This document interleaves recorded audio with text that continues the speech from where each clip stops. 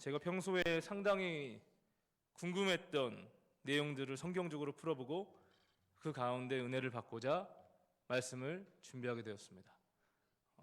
잘 아시는 바대로 이 본문은 7 귀신에 대한 얘기예요. 그래서 제가 제목을 7 귀신을 이기는 레알, 진정한 리얼 크리스찬이라고 제목을 정해보았습니다. 7 귀신에 대한 내용들은 아마 여기 다니시는 분들, 꽤 오래 다니시는 분들은 다 많이 알고 계실 거예요. 짧게 요약하면요, 한 사람 안에 어떤 귀신이 살고 있었는데 어떤 이유에서든지는 성경에서 명확히 나오지 않기 때문에 확실히는 알 수 없지만 그 본문만을 가지고는 아무튼 그 귀신이 사람의 몸에서 나오게 되었어요. 몸 밖으로 나와서 거할 곳을 두루 살피다가 이 귀신이 머물 곳을 찾지 못하고 안 되겠다, 내가 그 사람의 몸으로 다시 들어가야겠다 결심을 하는 거죠. 그래서 자신이 나왔던 그 사람에게로 다시 돌아가 보니까 그 사람이 깨끗해지고 아주 정돈되고 안정이 되어 있는 거예요. 그래서 깨끗해서 내가 참 들어가기가 어렵겠구나. 그래서 나 혼자서는 안 되겠고 나보다 더 악하고 강력한 귀신 7을 더해서 그 사람에게로 쳐들어가야겠다. 그렇게 마음을 먹고 7 귀신과 함께 그 사람에게로 들어가게 되었습니다. 그래서 그 사람의 정돈되고 단정해진 내면을 더 망가뜨리고 초토화시켰다는 내용이죠. 7 귀신과 또 처음 귀신 합쳐서 도합 8 귀신이 들어간 사람은 오늘 본문 마지막에는 처음보다 더욱 악하고 심하게 더러워지게 되었다라고 기록하고 있어요. 이 내용만 보면 이게 무슨 한여름밤의 남양 특집도 아니고 귀신이 사람 안에 들어가서 저지르는 이야기들이 성경에서 활발하게 일어나는 것을 보면서 과연 이 말씀은 뭘까? 과연 이 말씀은 궁금하지 않을 수 없다는 거죠. 저도 어렸을 때 이 말씀을 들었을 때 7 귀신 이야기는 뭐냐? 되게 좀 으스스하고 좀 무섭기도 하거든요. 이게 왜 이 내용은 사람이 이전보다 더 나빠지는 것으로 결론을 맺게 되는지, 왜 이 7 귀신이 사람에게 들어가서 점령을 하고 그 사람을 망가뜨릴 수 있는 것인지 여러 궁금증들이 예전부터 저는 갖고 있었는데 이번에 이 본문을 찬찬히 연구해봐야겠다 해서 준비하면서 오늘 말씀을 전하게 된 것입니다. 그래서 우리 성도님들도 오늘 말씀 들으면서요, 이 마태복음 12장 43절에서 45절 안에 주시는 말씀을 통해 주님이 주시는 메시지를 발견하시고 궁극적으로는 오늘 제목처럼 7 귀신을 이기는 리얼 크리스찬으로 살기를 결심하는 오늘 밤 되시기를 주님의 이름으로 축복합니다. 이 본문은요, 예수님께서 12 제자들이 아니고요, 서기관들과 바리새인들을 대상으로 말씀하신 내용입니다. 잘 아신 바대로 바리새인들은요, 율법과 규례를 누구보다도 진지하게 받아들이고 철저하게 지키는 자들입니다. 하지만 예수님은 이 바리새인들을 향하여서 말씀하시기를 위선자다라고 말씀하셨어요. 왜냐하면 규칙을 지키는 데는 열심이지만 하나님을 향한 진정한 사랑, 이웃을 향한 사랑하는 이에는 관심이 없었기 때문이에요. 그저 규칙과 규례를 철저히 지키는 가운데 나는 깨끗하다, 나는 믿음 가운데 바르게 서 있다라고 자신의 신앙을 자랑스러워하는 자들이었던 것이죠. 바리새인들이. 서기관도 마찬가지입니다. 말씀을 가르치는 사람, 말씀을 기록하는 사람들로서 말씀을 맡은 자들입니다. 성경 연구가들이에요. 자신의 지위 자체가 성경을 해석하고 기록하고 가르치는 일을 맡았기 때문에 이 서기관들 역시 자신들의 신앙이 우월하다고 생각하였고 교만한 가운데 있었기 때문에 사실 말씀에서 말씀하시는 진정한 의미에 대해서는, 실천에 대해서는 둔감하였던 자들이라는 것이죠. 그래서 예수님은 이 바리새인들과 서기관들을 향하여서 한 단어로 이렇게 말씀하시죠. 화 있을진저, 외식하는 서기관들과 바리새인들이여, 너희들은 회칠한 무덤과 같다. 겉으로는 아름답게 보이고 겉으로는 있어 보이지만 그 안에는 죽은 사람의 뼈와 모든 더러운 것이 가득하다라고 일갈하셨습니다. 이러한 서기관들과 바리새인들, 참 신앙인이 아니라 종교인들을 대상으로 향하여서 예수님은 오늘 본문의 내용들을 전달하시는 거예요. 껍데기 신앙인, 무늬만 그리스도인들을 향해서 예수님의 충고가 오늘 말씀 속에 들어있다는 것이죠. 그럼 우리 43절을 한번 찬찬히 살펴보도록 하겠습니다. 오늘 본문 43절 말씀 한번 읽어보겠습니다. 다 같이 읽어보겠습니다. 시작. 물 없는 곳으로 다니며 쉬기를 구하되 쉴 곳을 얻지 못하고. 더러운 귀신이라고 하면 한국인들의 정서는 기본적으로 옛날 TV 전설의 고향이 너무나 깊이 뿌리 박혀 있는 것이죠. 지금 앉아 계시는 성인분들에게는. 그래서 이 귀신이라고 하면 하얀 소복을 입고 머리를 생머리로 길게 내려뜨리고 공동묘지 같은 곳을 서성이고 있다가 그리로 지나가는 사람들을 놀래키고 막 신음을 내면서 막 따라오거나 막 그런 귀신들이 있고, 또 혹은 억울한 죽음을 당하여서 원한이 있는 사람에게 복수를 하기 위해 이 구천을 떠도는 귀신 이야기 많이 들어보셨죠? 저도 그래서 귀신 이야기만 생각하면은 그 옛날에 내 다리 내놔 내 다리 내놔 하고 따라오는 거 기억나세요? 항상 그게 이거 준비하면서 많이 떠오르더라고요. 그게 무서운 공포 이야기가 귀신이라고 하면 항상 그게 접목이 돼요. 귀신이라고 하면. 그런데 성경에서 말씀하시는 귀신은 사실은 푸뉴마라고 하여서요. 이 푸뉴마는 정확한 표현은 영이에요. 영. 우리 귀신이라고 번역을 하는데 영입니다. 영은 공기와 같이 숨과 같이 바람과 같이 눈에 보이지는 않지만 분명히 존재하고 느낄 수 있는 거죠. 영은 우리 인간의 내면에 들어와서 거하고 있습니다. 우리의 생각과 사고와 행동에 지대한 영향을 미치는 마음의 어떤 근원에 자리 잡혀 있는 것이라고 볼 수 있어요. 그래서 영에는 성경에서 말하는 영은 두 가지가 있죠. 오늘 본문에 등장하는 더러운 영이 있고요. 또 하나의 이 더러운 영은 이제 다른 말로 하면 악한 영입니다. 반대로는 뭡니까? 거룩한 영입니다. 성령이에요. 악한 영, 더러운 영은 사탄의 영들이기 때문에 우리 인간에게는 해를 끼치고 죄를 저지르게 하고 하나님을 대적하거나 주님 멀리하도록 그런 역사를 자꾸만 일으키는 거죠. 성경적으로 볼 때에도 우리 인간은 엄마 뱃속에서부터 모태에서부터 죄 가운데 죄인으로 태어났다고 고백하지 않습니까? 그러므로 왜 그러냐면 악한 영이 마음속에 거하는 가운데서 태어나고 삶을 살기 때문에, 아담 이후로. 그러므로 태어나서 이 땅을 살다가 그냥 죽음을 맞이하게 되면요, 그 인생은 성령이 임하시는 구원을 경험하지 못했기 때문에 영원 형벌인 지옥으로 간다라는 것입니다. 우리가 전도를 하는 이유는 불신자들의 마음속에 악한 영들을 몰아내고 모든 죄악들을 불태우시는 거룩한 영, 예수 그리스도의 영, 하나님의 영, 그 성령께서 임하셔서 그 사람으로 하여금 새 생명의 구원을 주시도록 하기 위함입니다. 그게 우리 전도의 목적인 것이죠. 이게 우리 기독교에서 전하는 복음이에요. 오늘 본문에 일어나는 사건을 보시면 더러운 귀신, 악령이 어떤 사람에게서 나갔습니다. 어떻게 악령이 인간의 마음속에서 나갈 수 있습니까? 여러분, 악령을 쫓아내실 수 있는 능력이 있으십니까? 이 세상은 죄가 만연한 곳인데, 공중곳에 잡은 사탄의 영으로 가득한 곳인데, 어떻게 인간의 몸에서 악한 영, 사탄의 영이 나갈 수 있냐는 말씀이죠. 그것은 오직 하나님의 아들이신 예수님만이 축귀의 능력, 귀신을 쫓아내는 축귀의 능력을 갖고 계시기 때문에 일어나는 것입니다. 우리가 마태복음, 이 복음서를 오늘 봤잖아요. 복음서를 읽고 있는데 이 복된 소식이라고 한다는 것은, 복음의 핵심은 하나님의 아들 예수 그리스도께서 인간의 몸으로 이 땅에 오셔서 이 어둠의 악령들의 역사로 충만한 세상에 오셔서 한 줄기 빛으로 오셔서 어둠을 몰아내고 인간에게 광명을 주러 오셨다는 것입니다.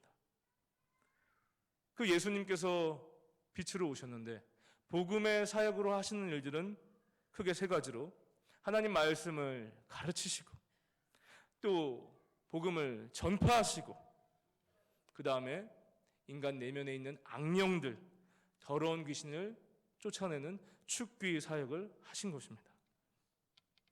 오늘 본문 이 43절 앞부분에서도요, 이 12장에서도 예수님들이 귀신을 쫓아내시는 사역들이 나오거든요. 22절에도 그때 귀신 들려 눈 멀고 말 못하는 사람을 데리고 왔거늘 예수께서 고쳐주셨다. 그 말 못하는 사람이 말하며 보게 되었다는 내용이 나타납니다. 축귀 사역들, 악령을 몰아내시는 사역들을 예수님께서 하고 계신 거예요. 이 귀신 들리는 사람들이 치유를 받고 나음을 입고 온전하게 되었을 때 주변의 무리들은 아니 어떻게 이런 일이 일어날 수 있을까? 어떻게 이렇게 기적 같은 일이 일어날 수 있을까? 놀라워했던 거예요, 다. 근데 이 와중에 이렇게 사람들이 놀라워하는 가운데 이 바리새인들은 저것은 귀신의 왕인 바알세불이 와서 하는 일이다. 귀신의 왕이 귀신을 쫓아내는 것이다라고 주장하였습니다. 그래서 예수님을 귀신의 왕이라고 한 것이죠. 하지만 예수님께서는 대답하시기를 사탄이 사탄을 쫓아내면 어떻게 그들 스스로 다투고 하는 가운데 사탄의 나라가 설 수 있겠느냐? 그것이 아니라 28절 말씀에 분명하게 말씀하시기를 내가 하나님의 성령을 힘입어 쫓아내는 것이다.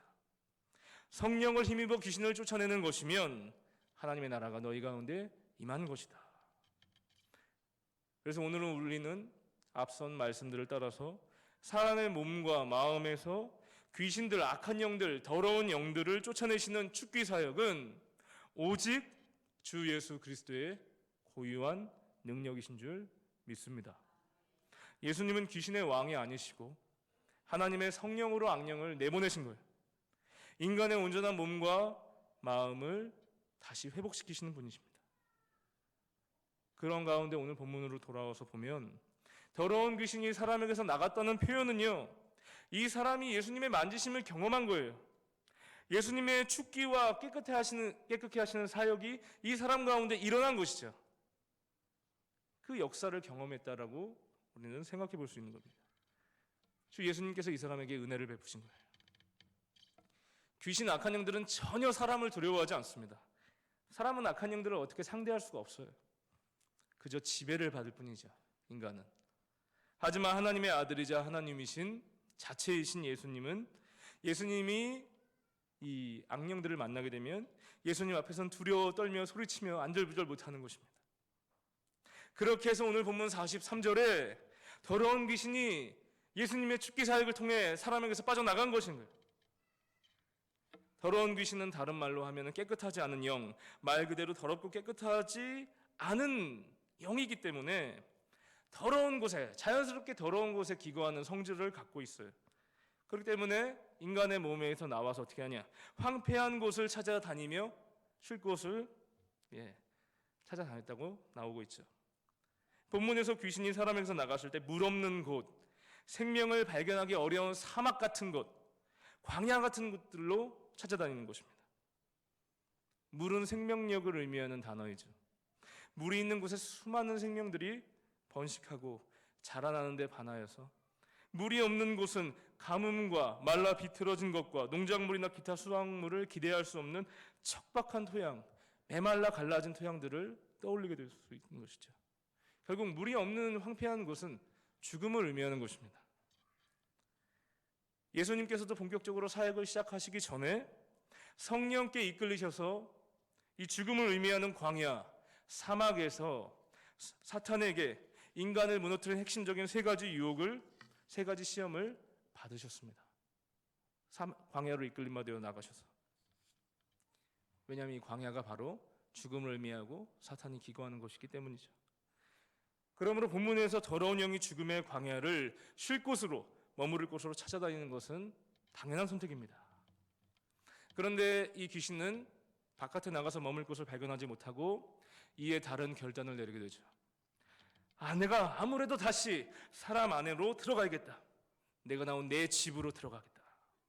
돌아가야겠다. 본래 있던 그 사람의 마음속을 이 더러운 영은 뭐라고 표현하냐면 나의 집이다 라고 표현해요. 내 집으로 내가 돌아가야겠다 라고 표현하거든요. 그 사람의 내면은 원래 내 것이니까, 그 사람의 영은 원래 내 것이니까, 나의 지배를 받은 것이었으니까 내가 다시 그 사람의 마음속으로 들어가서 그 안에서 살아야겠다는 것이죠. 돌아와서 보니까 그 집이 깨끗하게 청소되고 수리되어 있었던 겁니다. 더러운 영은 제가 더러운 것을 좋아한다고 했잖아요.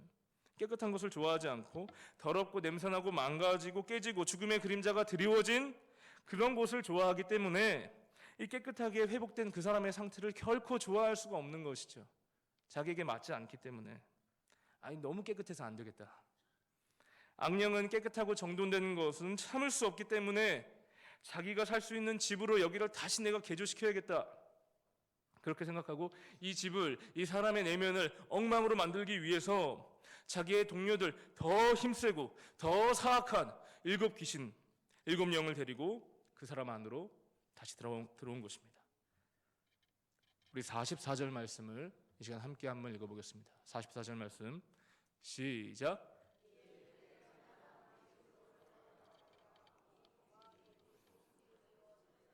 예, 45절도 읽겠습니다. 이에 가서 저보다 더 악한 귀신 7을 데리고 들어가서 거하니 그 사람의 나중 형편이 전보다 더욱 심하게 되느니라. 이 악한 세대가 또한 이렇게 되리라. 정돈되고 깔끔해진 그 사람의 내면과 외면을 모두 파괴하기 위해 7의 다른 귀신을 데리고 들어간 계획은 오늘 본문을 보면 완벽한 성공을 거두었어요. 그 사람의 나중 형편이 전보다 더욱 심하게 되어버렸기 때문이죠.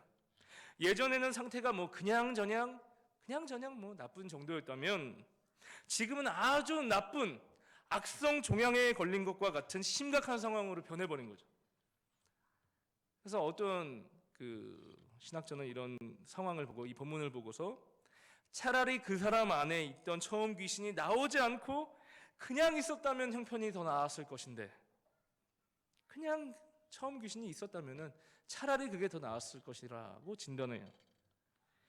그냥 아무 일도 없었다면, 처음 귀신이 나오게 되는 일이 발생하지 않았다면 이렇게 그 사람의 상태가 더 비참하게 되지는 않았을 텐데, 이게 정말 무슨 꼴입니까 이게? 제가 아까 전에 인간의 마음과 몸에서 귀신이 나오게 되는 것은 오직 한 경우밖에 없다고 했죠. 어떤 경우죠?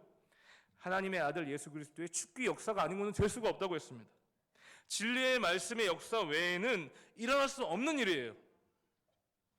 그런데 지금의 결론을 보면 어떻게 된 거죠? 예수님의 축기 사역이 일어나지 않았을 처음 상황보다 더 나쁘게 되어버렸으니 예수님께서 귀신을 잘못 쫓아내신 겁니까? 차라리 건들지 마시지 왜 괜히 내보내셔가지고 이런 불상사를 초래하십니까? 마치 상처난 곳을 계속 만져가지고 더 덧나는 이런 경우 아닙니까? 왜 괜히 건드셔서? 예수님 잘못하신 거 아니에요? 이렇게 떠올릴지도 모르겠습니다. 그러나 그것은 올바른 해석은 아니겠죠. 우리 주님은 영원히 참되시고 의로우신 완전 무결하신 하나님 자체이시기 때문에 그분 계획과 역사에는 실수나 잘못이 존재할 수 없습니다. 그렇다면 무엇이 문제이기 때문에 이 사람에게서 이런 악한 결과가 나타났을까요? 우리는 더욱더 말씀 안으로 들어가서 세심하게 살펴봄으로써 그 답을 발견해 볼 수 있겠습니다. 44절에서 결정적인 힌트를 발견할 수 있는데 44절을 다시 한번 볼까요? 띄워주시면 이에 이르되 내가 나온 내 집으로 돌아가리라 하고 와보니 그 집이 청소되고 수리되었다. 비었다. 다 좋아요. 깨끗하고 청소된 건 다 좋은데 문제는 뭐냐? 비어있다는 겁니다. 그 집이 비어있다. 새로운 주인이 그 집, 그 사람의 내면을 차지하지 못하고 귀신이 내쫓겨진 이후에 그 집은 그저 비어있는 상태로 놓여 있었다는 것입니다. 그 사람 자체가 귀신을 내쫓고 집안을 정리하고 청소하는 것은 참 좋았어요. 이것은 예수님의 축기 사역이 가져온 긍정적인 효과인 거죠. 인간에게 유익을 준 것입니다. 그런데 귀신이 나간 다음에 후속 조치로 새로운 주인님이 그 집 안으로, 그 사람의 안으로 들어와서 깨끗해진 집을 계속 가꾸고 정리하고 이곳저곳 돌아보고 다스려야지 그 집의 청결 상태가 계속해서 유지될 수 있는데, 그렇지 못하고 새 주인이 없는 빈집이 되어버린 것이 문제의 핵심이라는 거죠. 이것은 비단 우리가 인간의 내면만이 아니라 실제로 현재 우리가 살고 있는 집을 비유해서 생각해봐도 정확한 말씀이죠. 아무리 집을 깨끗하게 청소하고 설거지를 완벽하게 해놓고 깔끔하게 해놓아도 오랜 시간 주인이 여행을 가서 집을 비우게 되면 주인이 살지 않는 집은 금방 표가 나는 거죠. 흉가가 되어버려요. 벽에는 곰팡이가 생기고요, 더러운 벌레들이 서식하게 되고요, 천장과 외진 곳에는 거미가 거미줄을 치면서 금방 상태가 지저분하게 변해버린다는 거죠. 집은 집 주인이 그 안에 살고 있을 때 비로소 집의 가치가 보존되는 것입니다. 그 집에 사는 주인이 없으면 집은 더 이상 집이 아니게 되는 거예요. 이 사람은 분명 예수님으로부터 축귀의 역사를 체험하여서 악한 영에서 사로잡힘에서 놓여지고 일순간 몸과 마음이 깨끗해지는 치유를 경험하였습니다. 그런데 안타까운 것은 치유의 역사, 신유의 역사를 경험하는 것에서 만족하고 말아버렸다는 거죠. 주님으로부터 치유함을 받았을 때에, 정말 기적 같은 도움을 받았을 때에 우리의 형편은 일시에 전화위복이 되고 삶에 복이 찾아오고 우리의 영육의 유익함이 찾아들게 되지만, 그러한 경험, 주님께서 도우심을 주시는 것에서 만족하고 더 나아가서 나를 구원해 주신 주님, 나를 치유하고 다시 일으켜 주신 하나님, 나의 문제를 해결해 주신 하나님을 이제 앞으로 내 인생의 주인, 주님으로 내 마음의 중심에 모시지 않는다면, 그것이 안 된다면 어느 기간 동안은 그 사람의 상태가 괜찮을지 모르지만 그 내면에 성령께서 좌정하셔서 다스리시지 않기 때문에 그의 형편은 갈수록 악한 영들의 더욱더 강력한 공격과 유혹으로 이전보다 더 추락하게 되고 만다는 거예요. 그러므로 오늘 말씀의 핵심은요, 하나님을 나의 삶의 주인으로 고백하고 그분을 주인으로 모시라는 거예요. 기복신앙의 문제점이 오늘 본문과 아주 맞닿아 있습니다. 복의 근원이자 복 자체이신 하나님께 복을 구하고 인생의 진로를 구하고 병나음을 구하고 문제의 해결을 구하고 지혜 주시기를 구하고 번창하기를 기도하고 형통하게 하여 주심을 간절히 간구하며 나아가는 것도 분명히 우리 삶의 중요한 기도 제목이겠지만, 나에게 잘되고 유익이 되는 것에만 집착한 신앙, 오로지 잘되기만을 바라는 그것에만 머물러 있는 신앙, 오로지 지금 현재 나의 상태에만 머물러 있는 신앙, 그런 기복신앙은 필연적으로 한 차원 더 강력하게 다가오는 사탄의 공격 앞에서 속절없이 무너져 버리고 만다는 거예요. 오늘 본문의 앞선 부분에서는요, 바리새인들이요 예수님께 기적을 보여달라고 요구하는 내용이 막 나옵니다. 마태복음 12장 38절에서 그때 서기관과 바리새인 중 몇 사람이 말하되, 선생님이여 우리에게 표적을 보여주시기를 원하나이다. 표적을 보여주십시오. 기적을 우리 가운데 행하여 주십시오. 겉과 속이 다른 신앙의 소유자들인 이 서기관들과 바리새인들은 그 마음에 예수님을 주인으로 모시고 그분의 다스림을 받는 하나님이 주인 되시는 삶에는 관심이 없고 그저 기적, 표적, 놀라운 일들, 진기명기 같은 일들에만 놀라움과 관심을 나타내는 거예요. 저거 무슨 일이지? 저거 놀랍다.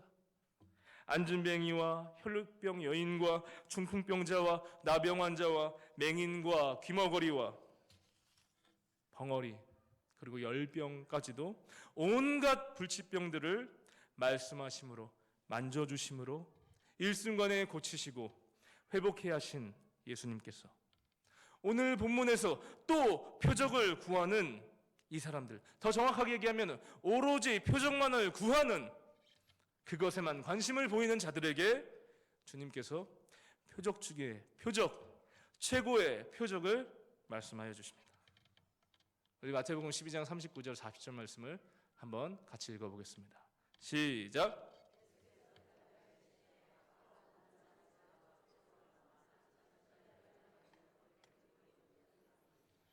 요나가 밤낮 사흘 동안 큰 물고기 뱃속에 있었던 것 같이 인자도 밤낮 사흘 동안 땅속에 있으리라. 요나가 바다에 빠져 큰 물고기의 먹이가 되어 뱃속으로 들어갔을 때 어느 누구도 이 요나가 다시 살아나올 수 있을 것이라는 생각을 아예 할 수가 없는 거죠. 그냥 죽은 거잖아요. 물고기의 먹이가 되었으니까. 물고기 뱃속으로 들어갔으면 그냥 죽은 거잖아요. 아무도 이 요나가 살 것이라는 생각할 수 없었어요. 그러나 요나는 3일째 되던 날 물고기 뱃속에서 토해져서 다시 이 땅에 살아났습니다. 이렇게 사람이 죽고 사는 기적은 예수님의 십자가 달려 죽으심과 3일 만에 다시 사신 부활을 예표한, 미리 예견한 사건이었던 거예요. 예수님이 기적을 보이시고 기이한 일들만 보여주시기를 원하는, 그렇게만 구하는 세대에게 예수님께서는 최고의 표적을 말씀해 주신 거예요. 바로 모든 죄를 짊어지시고 대신 죽어주신 예수님의 십자가 대속의 사랑, 또한 무덤에서 머무르지 않으시고 모든 죄와 사망을 이기시고 3일 만에 부활하셔서 모든 죄를 이기시고 승리하신 주 예수 그리스도의 부활, 바로 그게 바로 당신이심을 오늘 본문에서 알려주신 것입니다. 그래서 그분의 십자가와 부활을 믿고 그분을 주인으로 모시는 사람에게 주님은 구원과 영생에 베풀어 주시는 최고의 표적을 실행하신 것입니다. 그래서 오늘 본문에서 줄곧하여 강조하는 내용은요, 예수님의 십자가와 부활을 믿고 그분을 인생의 주인으로 모시는 삶이 더욱더 악하고 강력하게 다가온 더러운 영들에 대하여 승리할 수 있는 유일한 길이다 라는 것을 말씀해 주시는 거예요. 유일한 길이다. 유일한 길은 뭐다? 예수님의 십자가와 부활을 믿고 그분을 나의 주인으로 모시는 삶, 그것이 강력한 7 귀신을 물리치는 레알 크리스찬이라는 거예요. 주님이 우리의 문제를 해결해 주시고 기적 같은 치유와 회복을 주신 것도 너무나 감사한 일이죠. 하지만 그것에만 관심이 있고 거기에만 머무를 뿐 내 인생의 안으로 주님을 초청하고 그분을 내 삶의 주인으로 모시는 데에는 관심이 없다면 필연적으로 반드시 악한 영들은 더 강한 악령들을 데리고 우리에게 들어와서 우리의 삶을 망쳐버리도록 할 것입니다. 이것은 결국에 우리가 그리스도인답게 살지 못하도록 악령들이 우리를 시험하고 넘어뜨릴 것이다 라는 무서운 경고의 말씀이에요. 우리 본문을 계속해서 좀 더 보겠습니다. 본문 43절로 돌아와서 말씀을 좀 더 들여다본다면 43절 말씀 다시 한번 띄워주시기 바랍니다. 한번 같이 읽어보겠습니다. 시작. 물 없는 곳으로 다니며 쉬기를 구하되 쉴 곳을 얻지 못하고, 처음에 보시면요, 더러운 귀신이 사람에게서 나갔을 때에 라고 나와 있죠. 우리나라 말로 보면은 그냥 그때인가 보다 할 수 있는데, 여기서 말하는 때는요, 이 성경이 쓰여진 원래 원문인 헬라어로 보면 호탄이라는 단어로 쓰이고 있습니다. 이건 뭐냐면 단지 어떤 특정한 때만을 얘기하는 게 아니고요, 반복의 의미를 갖고 있는 때를 얘기하는 거예요. 일회성이 아니라 계속해서 일어날 일을 말할 때 이 호탄이라는 단어를 쓰는 겁니다. 그러므로 이 43절을 제가 다시 해석해 본다면요, 더러운 귀신, 악한 영이 사람에게서 나갈 때마다 계속해서, 그렇게 풀어서 말할 수 있어요. 나갈 때마다 계속해서 라는 거죠. 이것은 악령이 우리 인간의 내면에서 한번 떠난다고 해서요, 한번 우리가 깨끗함을 받았을 때, 한번 우리가 정말 시원함을 경험했을 때 은혜로 악령이 우리를 떠나간다고 해서 한 번으로 끝난다는 것이 아니에요. 내쫓김을 당할 때마다 이 악령 그냥 나가서만 있지 않고 다시 또 돌아올 것이다. 더러운 귀신이 사람에게서 나갔을 때마다 다시 돌아올 것을 얘기하는 거죠. 44절과 45절에도 이에 그때 바로 악령이 다시 돌아올 것을 얘기해 준다는 거죠. 이 악령이 예수님의 죽기 사역으로 사람에게서 나갈 때마다 어느 시간이 지나면 어떻게 돌아오죠? 더 강력한 힘을 가지고 들어온다는 겁니다. 더 강력하게. 왜? 저와 우리 모두를 정복하려 될 것이기 때문이죠. 치열한 영적 전쟁을 예고하는 말씀이에요, 오늘 본문은. 특히 45절을 띄워주세요. 45절을 보시면 7 귀신이 나오는 것이죠. 같이 한번 읽어볼까요? 시작. 그의 형편 전보다 더욱 심하게 되느니라. 이 악한 세대가 또한 이렇게 되리라. 여기서 7 귀신이 등장하죠. 더 악한, 자기보다 더 악한 7 귀신. 많이 들으셔서 아시겠지만 성경에서 7이 나오면 뭡니까? 완전수를 의미하는 것이기 때문에 이것은 단순히 7명의 귀신을 말하는 것만도 될 수 있지만, 또 다른 생각으로는 사탄의 강력하고 완전한 통치를 말하는 겁니다. 내가 너를 완전하게 통치하겠다. 더 강력하게. 즉 우리가 평소에 예수님을 우리 삶의 구체적인 곳에 주인으로 모시지 않는다면 단지 집회 가운데 일어나는 일시적인 은혜, 일시적인 성령의 역사는 일시적으로는 악령을 물리칠 수 있지만 시간이 조금 지난 이후에는 반드시 그 악한 영들은 더 강력하게 돌아와서 우리를 넘어뜨릴 것이라는 말씀이에요. 여러분, 이거 많이 경험하셨나요? 전 너무 많이 경험했습니다. 실제로 우리 삶의 부지기수로 일어나는 것들이죠. 금요 성령 집회 때 두 손 들고 찬양하고 기도하고 막 뜨겁게 방언을 하며 기도하고 주님을 그렇게 뜨겁게 만나서 제 마음이 시원해져서 감사하게 돌아갔는데, 집에 와서 아이들을 다시 보니까 집에 와서 왜 그렇게 빨리 다시 또 화를 내게 되고 싸우게 되는지, 집에 와서 그 은혜를 다 까먹고 다시 일상으로 돌아왔을 때 다시 잃어버리고 예전의 나의 모습으로 돌아가는 때가 얼마나 많이 있었는지, 너무나 많았다는 거죠.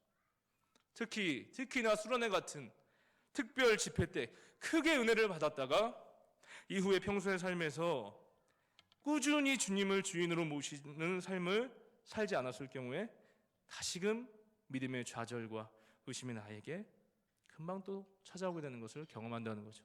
그렇게 주님을 강력하게 고백하였었는데, 저는 그래서 이 본문을 대하면서요, 왜 오늘날의 많은 그리스도인들이 이렇게 사건 사고의 그 뉴스를 장식하고 있는지를 조금 더 알게 되었어요. 주님을 믿고 예배를 드리고 헌금을 하고 주일 성수를 하고 기도를 드리는데도 왜 그렇게 목사가 성적으로 타락하여 성폭행을 하고, 왜 그렇게 장로님이나 집사님들이 거짓말로 이권을 챙기고 다른 사람에게 사기를 치고 도망을 가거나 하는 일들, 왜 이렇게 이런 일들, 이렇게 안타까운 일들이 많을까? 그 밖에도 왜 여러 가지 문제들이 왜 성도라 불리는 사람에게서 일어나고 있을까? 그것은 기복신학에 젖은 나머지 주 하나님을 삶의 구석구석에서 곳곳에 주인으로 모시고 그분의 말씀을 주야로 묵상하고 따르지 않았기 때문에, 그것이 결여되어 있었기 때문은 아닐까 생각하게 된다는 거죠. 정말로 삶에서 주님의 동행을 자각하고 있다면, 옆에 주님이 계시다고 생각한다면 과연 은밀한 곳에서 죄를 지을 수 있을까? 주님이 어떻게 생각하실까 심각하게 고민한다면, 그분의 뜻과 가르침을 내가 따르려고 힘을 낸다면 내가 다른 사람들을 쉽게 미워할 수 있을까? 무시할 수 있을까? 깔볼 수 있을까? 물론 우리는 다 마음속에 죄가 있기 때문에 다른 사람보다 높아지려는 마음들이 항상 있죠. 그렇지만 주님을 우리가 늘 생각하고 열심히 주님을 따르려고 한다면 미워하다가도 금방 그 마음을 돌이켜야 되지 않을까? 주님의 사랑 앞에서 절대로 나는 용서 못할 사람이 있다라고 말할 수 있을까요?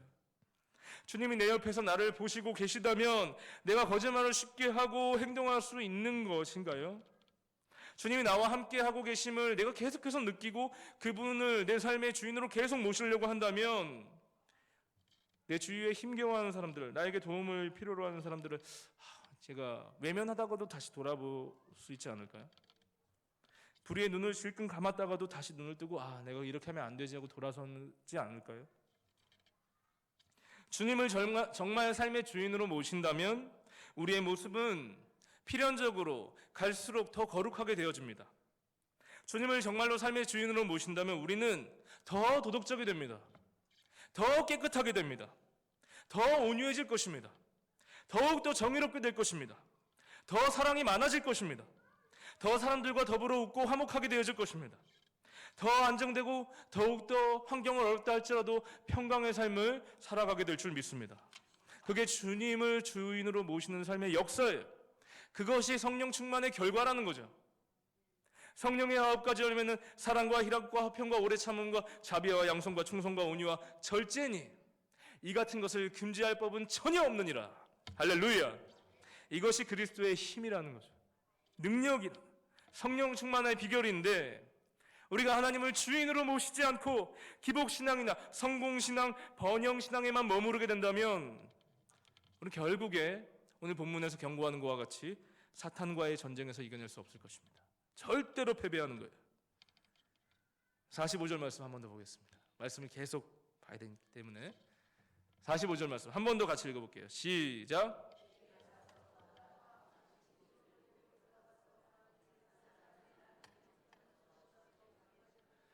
약한 세대가 또한 이렇게 되리라. 사탄은 하나님을 대적하는 악령이기 때문에 하나님의 사람들을 철저하게 무너뜨리려고 합니다. 사탄들의 사명이 그거예요. 그들도 사명이 있습니다. 뭐냐? 하나님의 백성들을 무너뜨리는 게. 그게 그 사탄 영들의 사명이에요. 어떻게 하죠? 모든 화력을 총동원하여서 우리를 하나님으로부터 끌어내리려고 합니다. 그게 그들의 사명입니다. 결국 주님을 삶에서 모시지 않은 채 형식적인 신앙생활에만 머무른다면 우리의 나중 형편은 너무나 안타깝지만 어떻게 보면 불신자들보다 더 비참해질 수 있어요. 그게 우리 사건 사고에 나타나는 현상 아닙니까? 그러한 무늬만 그리스도인들 때문에 오늘날 기독교가 지탄을 받고 있는 것인지도 모르겠습니다. 오늘 본문 45절의 맨 뒤를 보시면 더욱 무서운 말씀으로 오늘 본문이 7귀신 에피소드를 마무리하고 있어요. 45절의 맨 뒤에 어떻게 나와 있죠? 이 악한 세대가 또한 이렇게 되리라. 이것도 제가 원문을 통해서 다시 직역을 해드린다면요, 더러운 영들이 이 세대 사람들에게 계속해서 이러한 지배와 통치를 가할 것이다 라는 말씀이에요. 이 악한 세대가 또한 이렇게 되리라. 더 풀어서 제가 해석해드리면요, 여기서 말하고 있는 세대는 동시대를 살고 있는 사람들이라는 원래 세대라는 의미도 되지만 원문에서 이걸 따져보면 어떻게 되냐면 공통의 관심사를 나타내는 사람들을 세대라고 말합니다. 공통의 관심사. 이걸 오늘 본문에 비추어서 볼 때 공통의 관심사가 뭡니까? 주 예수님의 이적과 표적, 기적과 놀라운 일들, 치유와 신유의 역사에는 관심을 갖지만, 놀라워하고 호기심을 갖지만 정작 주 예수 그리스도를 마음의 중심에 모시는 데에는 관심이 없는 사람들, 그러한 공통의 관심사를 가진 사람들, 기복 신앙에만 관심 있어 하는 그리스도인들, 그 모두를 세대로 규정을 하고요, 통칭해서 부르는데, 이러한 공통의 관심사를 가진 그리스도인 세대는 실제로는 어떻게 된다고요? 사탄이 계속 공격하여 지배할 것이다. 그렇게 말씀해 주는 거예요. 오늘 마지막에 끝이. 이 악한 세대가 또한 이렇게 되리라. 이런 말씀이에요.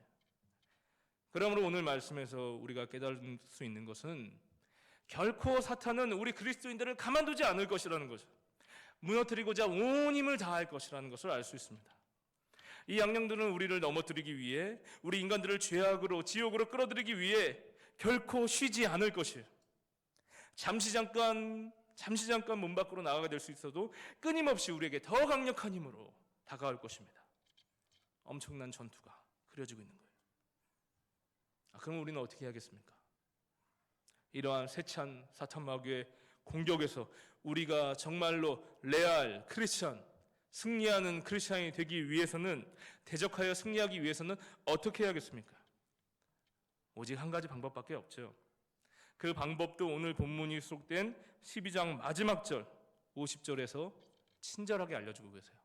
우리 오늘 본문 12장 50절 말씀 다 같이 읽어보겠습니다. 시작. 행하는 자가 내 형제요 내 자매요 어머니이니라 하시더라. 이 말씀을 한 번 더 읽으며 함께 고백하기 원합니다. 한 번 더 시작. 누구든지 하늘에 계신 내 아버지의 뜻대로 하는 자 내 형제 자매 어머니다. 하나님 아버지의 뜻, 그분의 말씀을 따라 사는 삶이 바로 예수님의 진정한 형제와 자매가 된다는 것이에요. 하나님 나라 백성은 다름이 아니고 그분의 뜻을 따라 행하는 삶을 사는 사람들이라는 거죠. 그분의 뜻을 따를 때만 모든 사탄의 미혹과 시험으로부터 승리할 수 있는 줄 믿습니다. 결국 주님과의 동행이에요.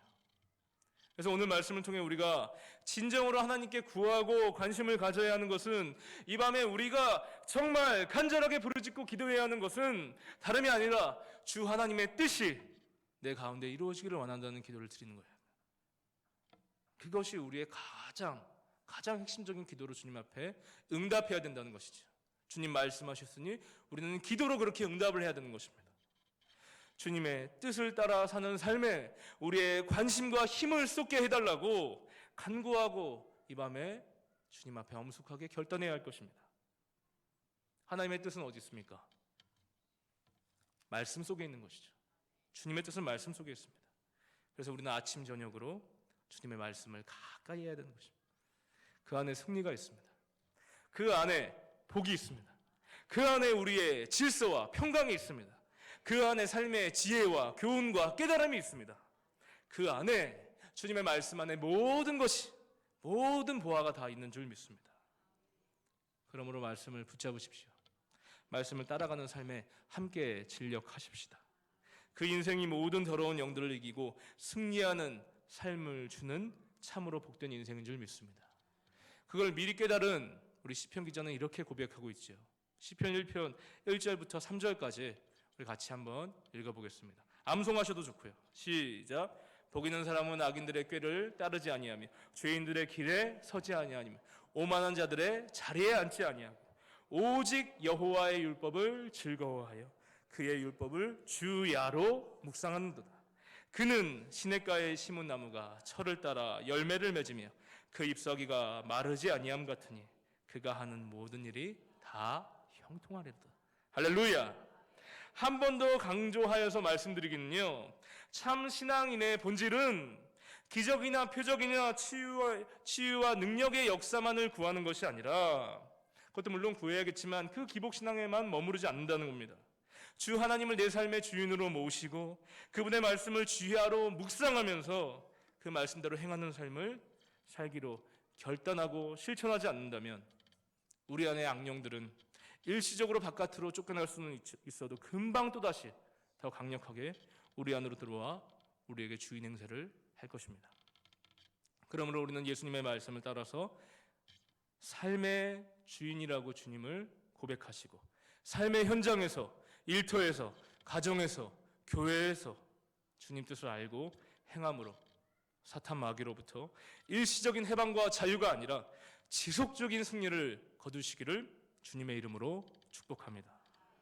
결국은 삶의 가치관이, 삶의 태도가 예수님을 따라 바뀌어야 한다는 겁니다. 물질주의, 자본주의, 권력주의, 학벌주의, 세상의 정신을 버리고 하나님 말씀에 기록된 것을 최우선순위로 두는 말씀주의의 삶을 살아갑시다. 누구든지 내 아버지의 뜻대로 행하는 자에게 예수님은 진정한 내 형제요 자매라고 인정해 주시는 사실을 기억하시면서 우리 모두 그 길을 걸어가기를 다짐하는 참으로 복된 이 밤이 되기를 원합니다.